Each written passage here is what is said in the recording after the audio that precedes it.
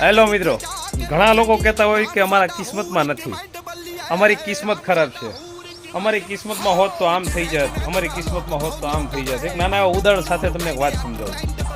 તમે કોઈ પણ મીઠાઈની દુકાનેથી મીઠાઈ લાવો ત્યારે તમે જાણતા અજાણતા નહીં લાવવા છતાં પણ ડબ્બો સાથે લાવો છો, કારણ કે એની અંદર મીઠાઈ ભરીને આપે છે. બાળકો માટે કાંઈ પણ ચોકલેટ અથવા કોઈ પણ બીજો ભાગ લાવો તો એની સાથે રેપર અને પ્લાસ્ટિકની થેલી સાથે આવે છે, તમે નહીં ખરીદવા છતાં પણ, કારણ કે તમે એક વસ્તુની ખરીદી કરી છે તેની સાથે બીજી એક વસ્તુ એની જાતે જ સાથે આવી જાય છે.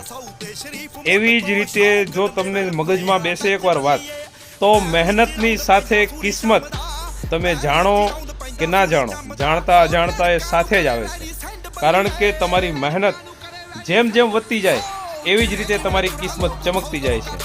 લોકોએ ફક્ત કિસ્મતને બધું પ્રોત્સાહન આપી દીધું છે કે આ માણસના કિસ્મત સારા છે, પણ હકીકતમાં એની રાત દિવસની મહેનત છે ત્યારે આ કિસ્મત એની સાથે આવી છે.